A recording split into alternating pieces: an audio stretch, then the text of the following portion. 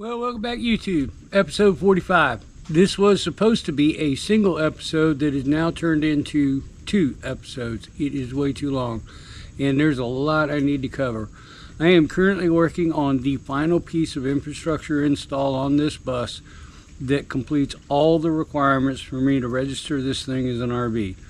I am working on getting my gray water tanks installed and getting them under the bus.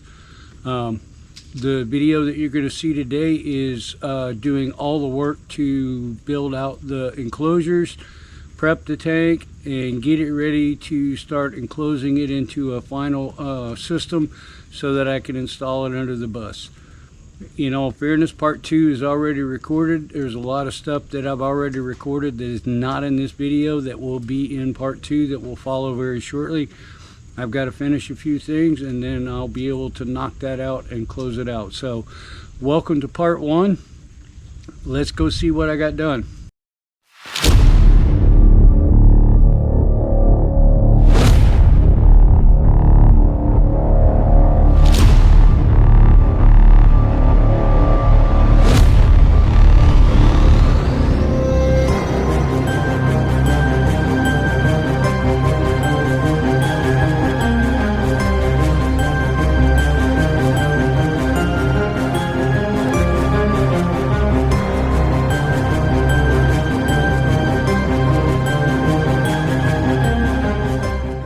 Alright, so let's kind of talk about this porcupine looking apparatus that you see right here. This is the box enclosure for my gray water tank. This is gray water tank number 1. I still have to duplicate this for the other side, but I do want to point out and show you what I did, how I did it, and then we'll tear it apart and show you how it came together.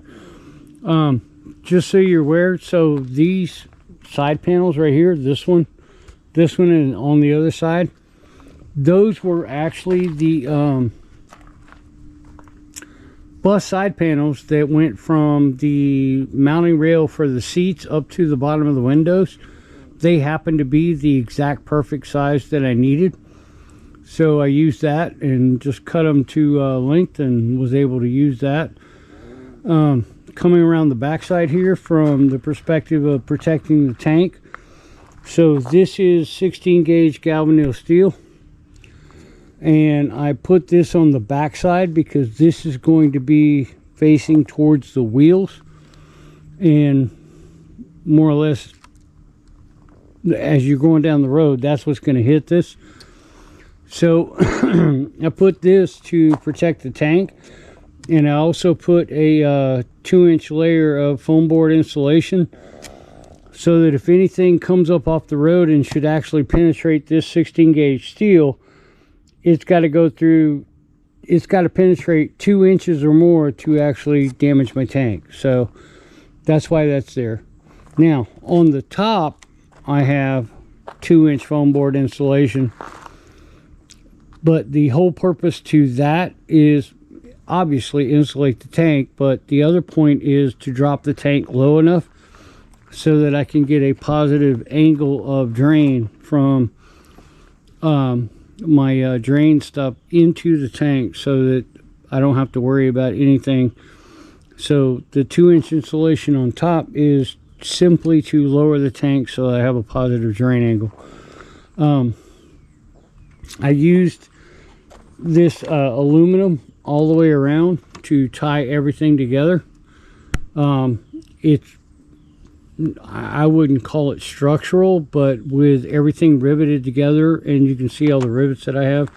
These are all industrial grade rivets, more than what I need for what I'm doing with them, but that's what I have, so that's what I'm using, and everything will come together. On the sides I have 1/2-inch insulation, again to provide a small layer of insulation to the tank, but also a deflection capability. If something was to hit this, it's got to go through this and a 1/2-inch layer of foam board before it hits the tank. The other thing that I want to point out is that from here to here on this particular tank, actually probably even lower, is the actual frame rail of the bus. On the other side, I've got my underbody storage that I will be using as a protection for the other side. So that's what I've got going on and why I did it the way that I did. One of the other things that I want to show you, if I come around here, and I'll be able to go into it deeper after I tear this down, but I built this bottom rail and I welded this together, and I used a flux core MIG welder that my son gave me. Guys, I've never done welding before in my life with a flux core MIG welder. The last time I welded anything was in high school. That was a long time ago, and it was with a Lincoln stick welder, and all we did was put beads on sheet metal. So when I got this thing put together and got it all set up and ready to go, I took it and threw it way up in the air and let it fall to the ground to see if it was going to come apart, and it didn't. So I'm assuming it's okay. It didn't warp, it didn't bend, it didn't break, so I think I'm okay. Here's the other side of the box. Again, same sheet metal covering the sides, and again the aluminum. One of the things that I want to point out is, and I got to find them because they keep falling out, but as I went through and drilled all the holes, I put rivets in to lock everything in place so that I didn't have to worry about everything moving. The biggest challenge was down here at the bottom, because the distance between the back of the sheet metal, the angle iron, let me show you right here. So this angle right here comes up on the side right here. It's a tray, and the distance between the back of that metal and the tank itself is 1/2-inch foam board insulation. So I had to be really careful drilling those holes so that I could rivet that in place, because I didn't want to penetrate the tank. There were a couple of instances where the drill got away from me, and I'm really concerned, and I'll have to do a leak check on the tank and make sure I don't have any small holes or anything, and if I do, I'll seal them up. But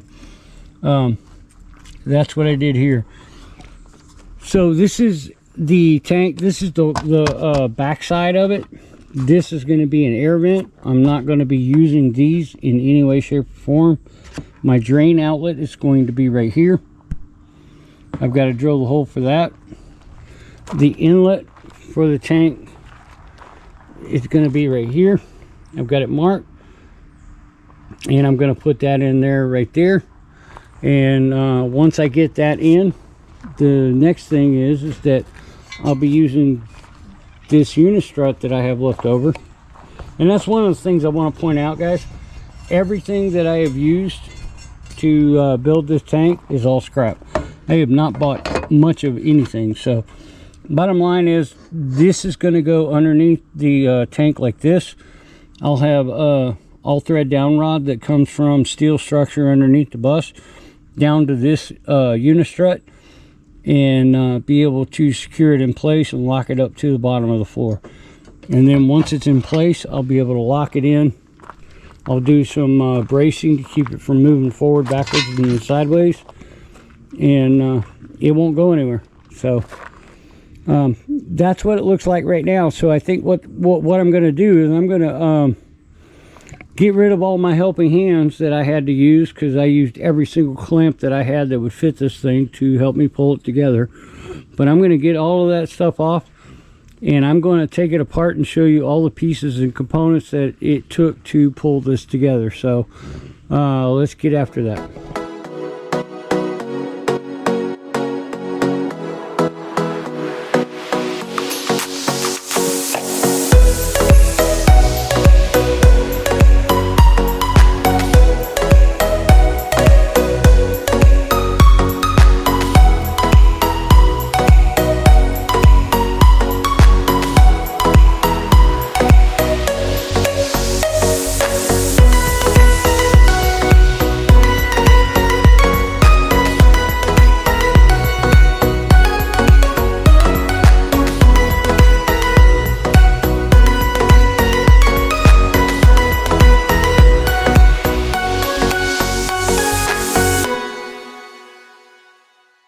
Alright, so everything is torn apart. You saw through the time lapse how I did that, and I want to run through all the components so you can see how much is actually involved in pulling this together. So this is the front side. That is the inlet pipe right there where that hole is.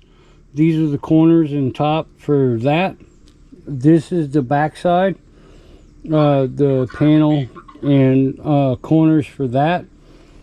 This represents the top. This is the top of the tank and the side rails.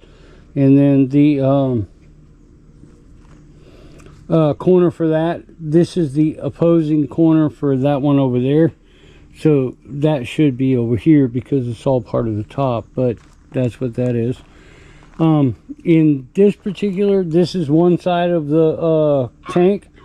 I used this sheet metal. This is 16 gauge galvanneal. These are pieces that I had, and I did that to provide some rigidity and structure to the sides and prevent it from warping and twisting. I've got one back there as well that will go on the corner there, and it will keep it from actually bowing and flexing. Going to the other side, you can see I've got the same thing there. This one actually goes all the way to the top. I had plenty of metal and was able to do that. On this side, I was out. So this one goes all the way to the top and provides that structure and rivets in and supports that panel.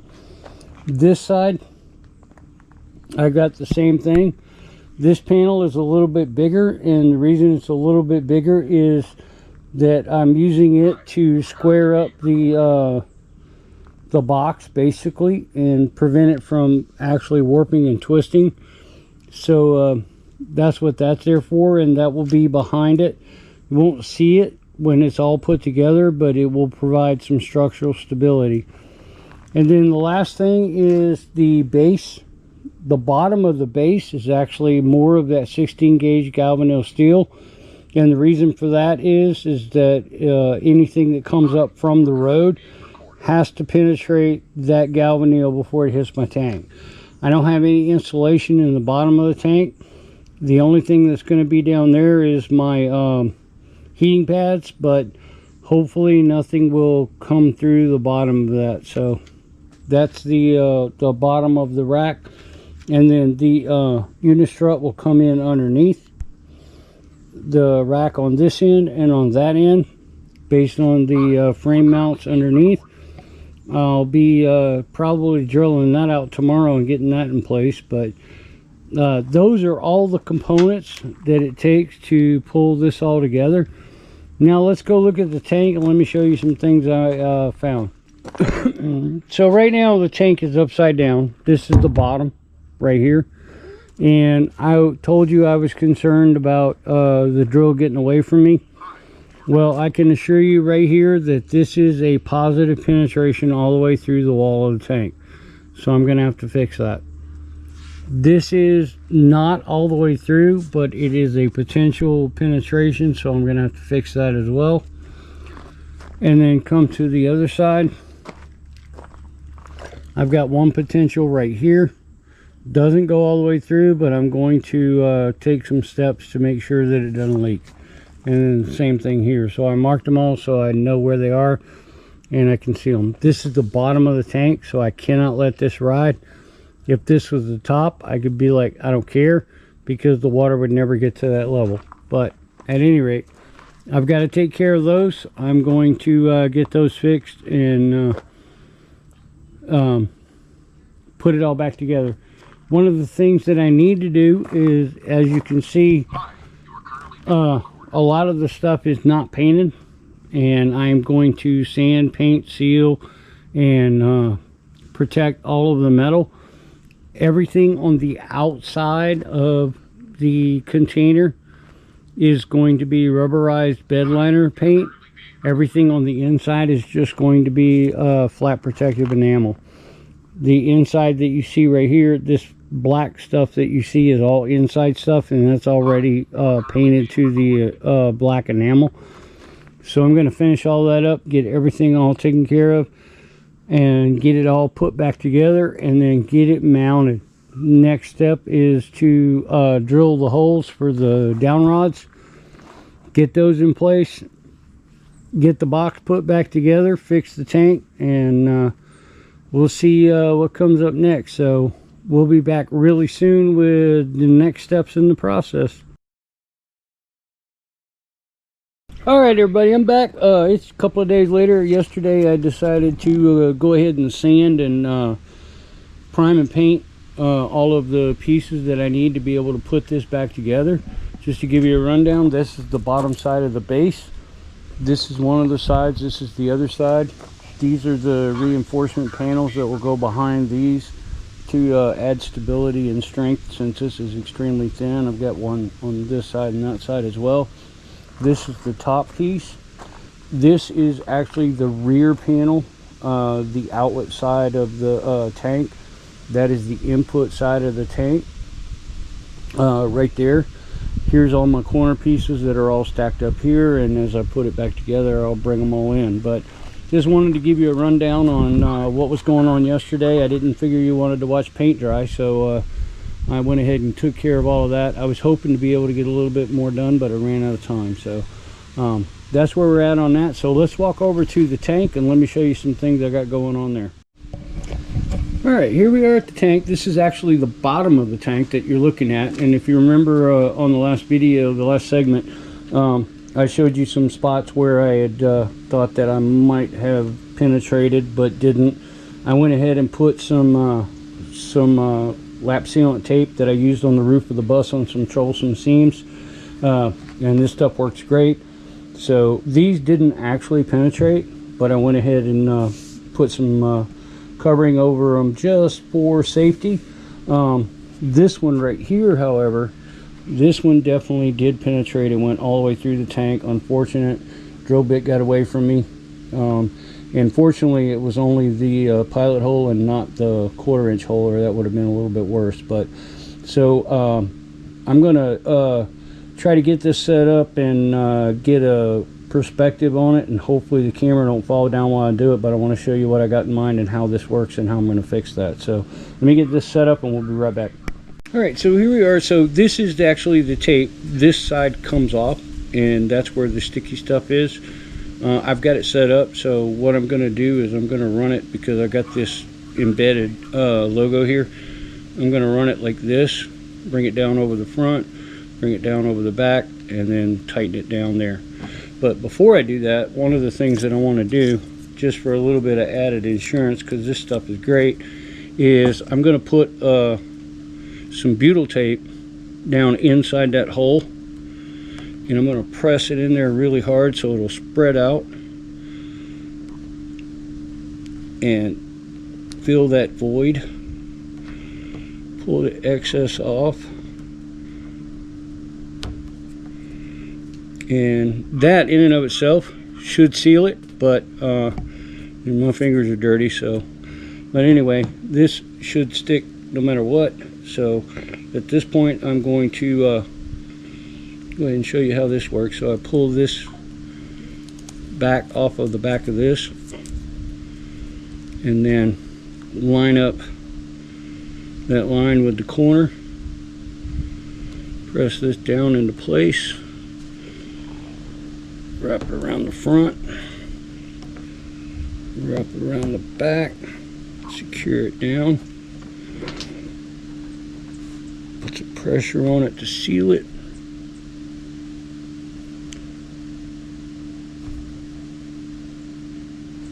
Moving all that out, tighten up my corner. And I sure hope that works, because once I put this together I'll have no access to this. But that should give me a very nice tight seal all the way around that hole. It's filled. I don't think it's going to leak. If it does, it is probably going to be a very small one, and I won't even notice it. So,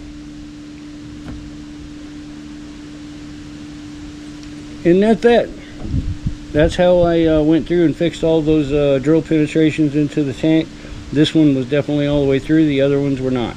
So at this point I think what we're going to do is we're going to shift gears And we're going to put some more holes in the tank, ones that I don't have to patch. Alright, so what we have here, I've marked it out and I've got a pilot hole drilled. This is going to be a 2.5 inch hole because my plumbing pipe is going to be 1.5 inches, and this uniseal is going to go down inside of that hole right there, and then I've got my plumbing pipe that's going to go through there. I marked it out and made sure there was plenty of room. I'm not sure how the camera's going to hold up to me trying to drill, but I will see what I can do and get that drilled out for you.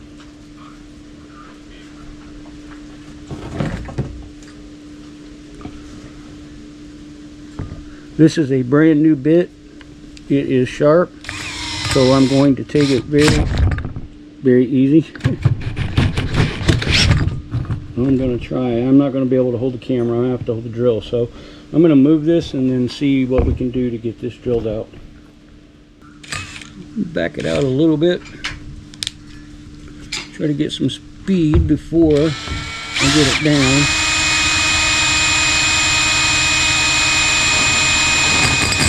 Very gently, so that it don't bind.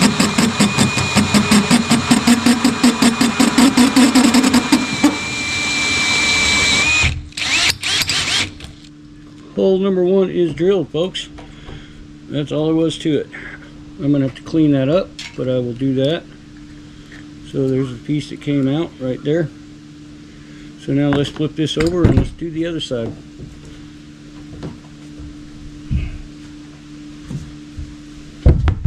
This hole that we're drilling right here is actually the outlet hole where the drain for the tank is going to be, and it will tie into my other tank.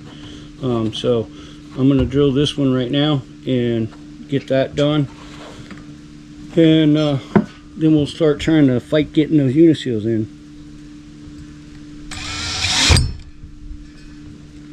Don't want it to grab. Very slowly.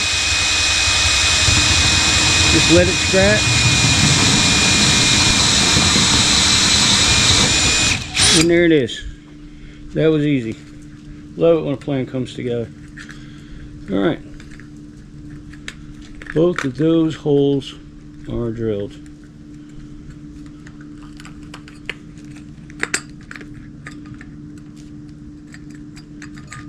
Alright. So that's that.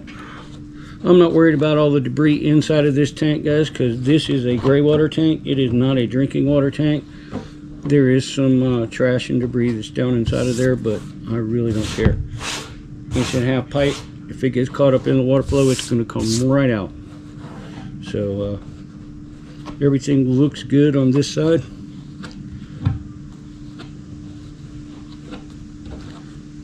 And now, the fun part. I'm going to see how this works. They say to use soap and it'll lubricate it and go in, but I just want to see if I can get it to go in without it. Look at that. Went right in. Gotta love that.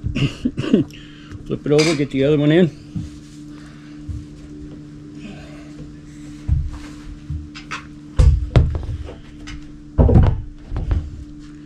Again, this is the input side. This is the side where, alright, I'm going to have to clean that up. So I'm going to stop this. I tried to get everything together, but apparently I missed the cleanup part of this. So I'm going to have to go get something to clean that up. I'll be right back, and then we'll start this over again. Alright, I'm back. So I got a razor blade to try to gently scrape off some of these bigger pieces on the top. Get those out of the way. I don't want to deform the hole, but I do want to get these things out of the top. Going around this thing. I'm leaving this I got a single edge razor blade, and I'm leaving it flat on the plastic so that it don't dig in or cut in anywhere. Just moving it around. Alright, and then I've got just a small piece of 320. I'm going to try to dress this up a little bit.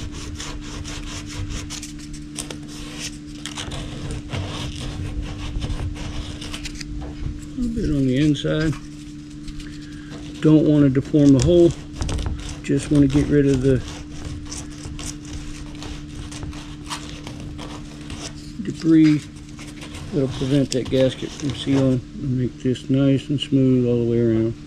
Not so worried much about the top side, because the seal is actually here on this. Once the pipe goes in, it expands it out and it seals against this ring. So this is not actually the final seal. So let's see if we have the same amount of luck with this one that we did with the other one and get it to pop in. And we did. Alright. Now comes the fun part. So this is my outlet side, so I have this piece of drain pipe already prepped and ready. It's going to go down inside of there. Yep, going to definitely have to be lubricated. Try to get that in there. So let's see what we can do. I've got some dish soap over here.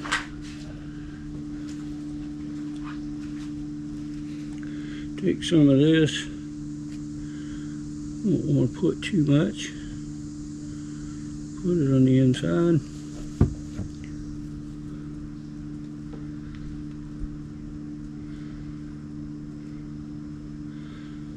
One of the other things that I did is I got a little rubber mallet here, and I'm thinking that if I get it started in and get it moving, I might be able to just tap it in, get it to go in. Alright, I've got a good case of lubrication going all the way around.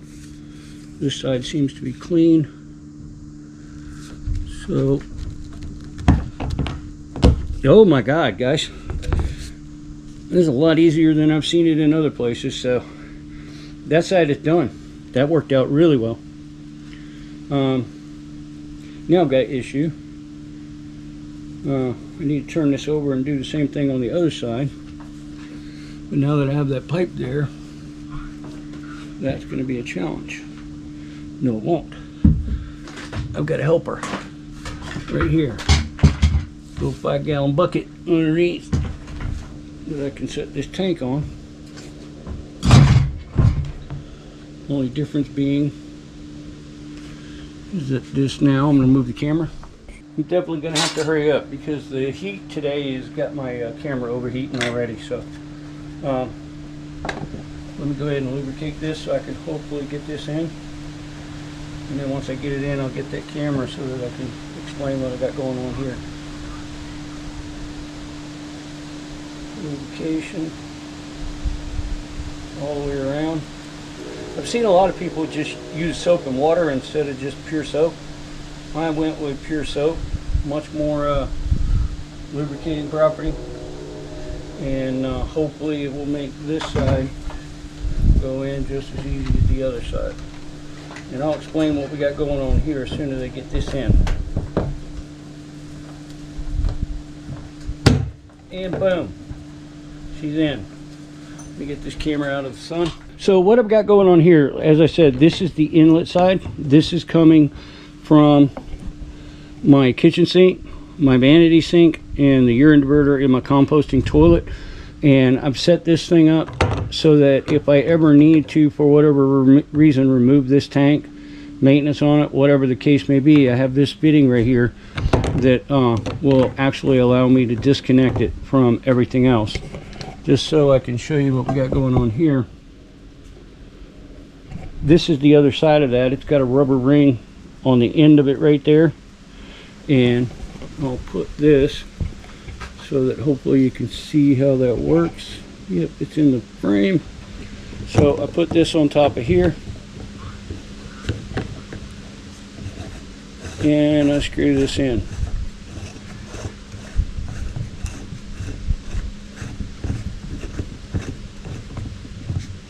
And tighten this up.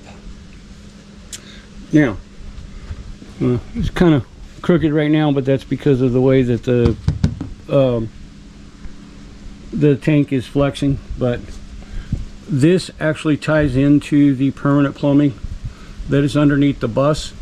I also have this set up with extra length on the drain side on the here. I'm going to cut a piece of pipe that's going to fit that, but it's got room to actually slide in and out so that I can adjust the length if I don't get it exactly right, or If I need to, let's say I need to get it disconnected, I can disconnect this, push this in, and then I can get the pipes out. One of the other things that I wanted to show you is I do have this HEPO trap, whatever they call it, and this is the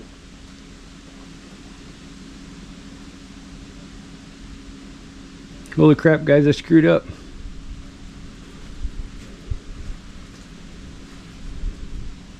This is the drain side. I gotta redo this. I'll be right back.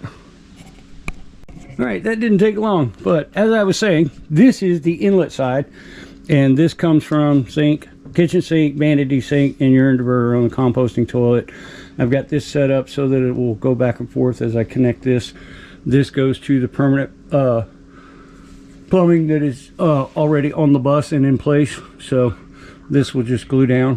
One of the other, what I was getting ready to say is my trap is this HEPA trap right here. It's one of those air traps, and one of the things that I realized, I almost missed it, but the instructions very specifically say that the ribs have to go down, and this is the top side of the tank. So I didn't see that. As a matter of fact, I saw the instructions laying on the ground, and I saw something about the ribs, and I remembered those, and I was curious about how that worked. Picked it up and said make sure these are down, and the reason being is you don't want water trapped inside here. So that actually was a lot faster and a lot easier than I ever expected it would be. The other side is my output. It's on the bottom. I reversed them. I wasn't paying attention and screwed up the installation, but we got that taken care of. It was real quick. Pipes went right back in.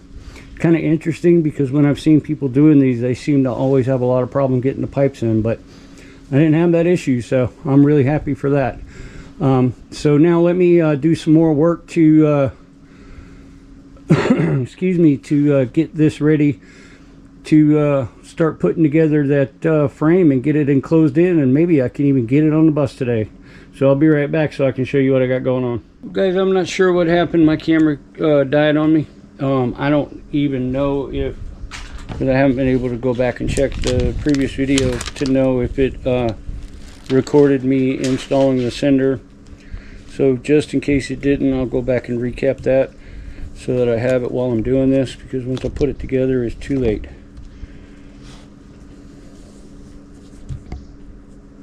Seal around that really well. Alright, that side is in. And there are two different sizes. There's short ones and long ones, so I'm going to use the short one on the back side of this. Peel it back.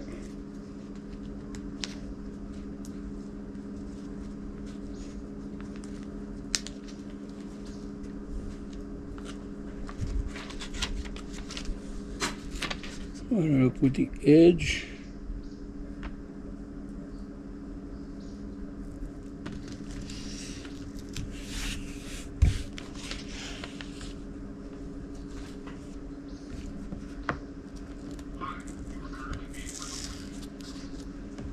I want it to stick right there because I want it to conform. Now I can let it stick. I don't care that it's wrinkled. As long as it sticks, that's all that matters. And I'll pull this down and just let it wrap all the way around.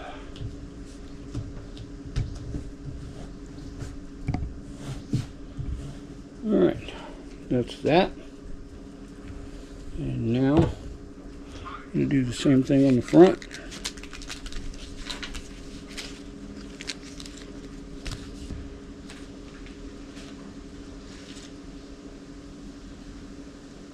This one is going to require some finessing. It's not going to a flat surface. I'm going to limit the overhang to mitigate some of that.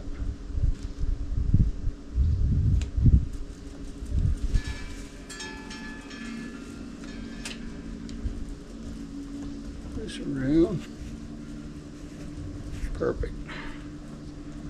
I love it when a plan comes together.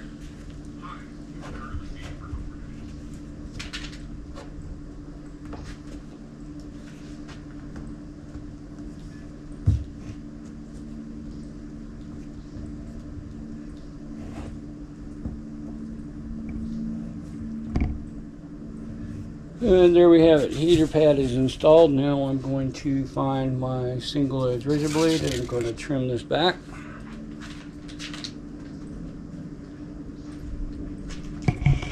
Let's look at trimming this edge back real quick.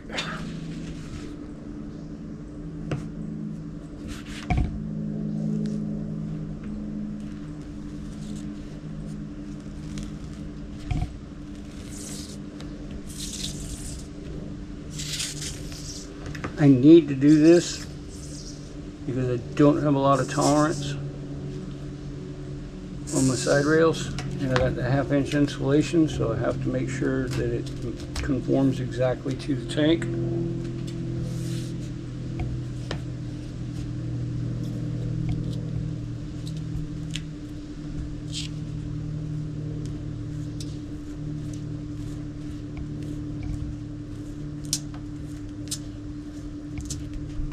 Don't have to be pretty, guys, because it's gonna be all buried and covered in a nice steel enclosure.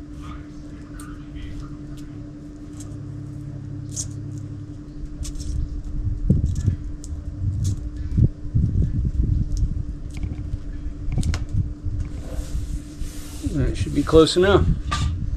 And now I can actually put the adhesive strip on the other side.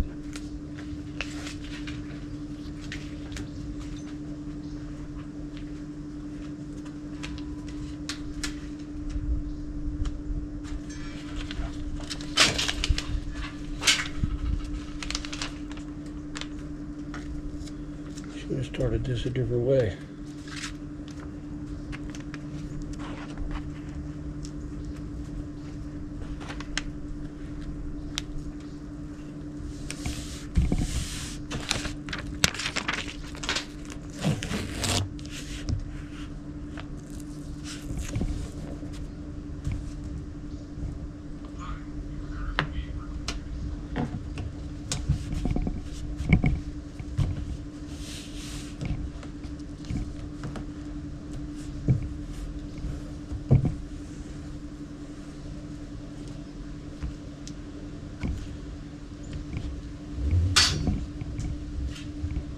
All right, 2 more things done. Getting closer to getting ready to build a frame. So I'm gonna move this around, stage for the next set, and I'll show you what I'm gonna do. All right, guys, so I'm gonna give you a rundown on what I'm gonna do, and then I'll put it on time lapse so that this video is not 4 hours long. But this particular fitting right here, I am going to put it inside of here. The only challenge that I have, in order to do that, I have to heat this up so that it'll expand. Then I can push this in, and then I can clamp it down, and as it cools, it'll clamp down on top of that. And then on the other end of it, I will have this hose right here, and that is going to be the air vent for the tank. I'm going to do the same thing on the other side and then tie them together. I'm going to tie them together with this T right here, which is also the same thing that I did on the inside, so that I just have to figure out a way to seal that opening right there out so that I don't get bugs and insects and all of that stuff in the tank. So not that it matters, it's gray water, but I don't want all that crap in there. So I'm going to try to fix the camera, get it in a position where you can see what I'm doing, and put it on time lapse so you can just watch the process and see how it goes. So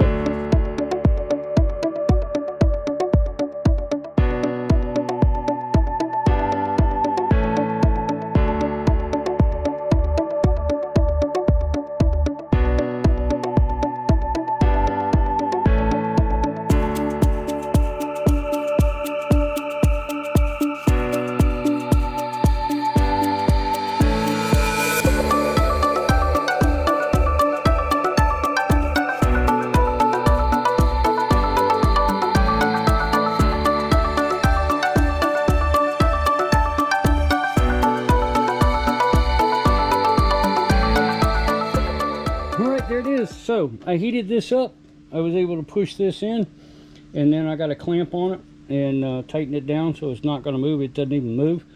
This is my air vent hose. I got it on the other side. I didn't have to heat it up on this one. I was just able to put it on and tighten it down. And then I brought it up as I was explaining my T, so I've got it oriented the way that it is because it's going to go up over the frame rail and tie into the other tank. I had to heat this up to get it over a rib and bring it all the way up to the stop, and then I put a clamp on that. So everything that I need to add to this tank before I can build the enclosure is now done. I've got my heating pad on the back, on the bottom. I've got my cinder on the back side, and I don't know if my camera recorded when I was going through that, but just in case it didn't, I will run through it again. If it did, I'll cut this out. But so I've got the top of this set up so that it's right even with the bottom of my drain. It comes all the way down. I've got this marked out right here for a reason. So originally when I bought the tanks and I bought the cinder, I was planning on doing them this way. Well, I didn't have enough room to do that, so I had to stand them up. So I'm going to have this level of water in the bottom of the tank before it ever starts registering on the cinder. There's 8 of these, so I'm assuming it's 12.5%, but I could be wrong. But by the time this gets up to here, as soon as it starts getting here, when it gets to the to this point right here, from a perspective of being full or empty, it looks like if it says 50%, it's accurate, and then from there forward it should be good. It's just the bottom. I'm going to have a good 2 inches of water in the bottom of the tanks before it ever even registers that there's water there. So that's what I did. So I got the cinder on, I got my input drain in, I got my output drain in, and I got my air vent in, and I got my heating pad on the bottom. So the tank is done. And and I got all the holes sealed. So tank is done. I am ready to start building the enclosure. Unfortunately, guys, I think I'm about to get hit with a thunderstorm, so I'm gonna have to pick up my tools and get them inside just in case. I want to get my my metal for my enclosure out and inside so that if it does rain, it doesn't get wet, because I don't want to put it together if it's wet and got water on it, because I don't want that disaster. So I'm going to see what it looks like and what's going on, and hopefully I can come back and put that thing together real quick and knock this video out. Well, guys, what was supposed to be a thunderstorm in 30 minutes is now an hour and a half later, and it looks like it's finally getting here. As you can see, the sky is darkening up. It's supposed to start raining in about 1 minute based on my weather app, so we'll see what happens. But hour and a half ago, I could have pretty much had that tank enclosure built had I known this is the way it was going to roll. But at any rate, I just wanted to give you an update. This is an hour and a half later, so I've lost that time. It's a little bit after 4 o'clock now. I shut down the last video at about 2:30. So and now I'm starting to get rain, so we'll see what happens and how long it lasts, and hopefully I can get back to putting that tank together. But I just wanted to give you a bit of an update on what the weather's looking like, and it's unfortunate because I was really hoping to get some stuff done today, but we'll see how it goes.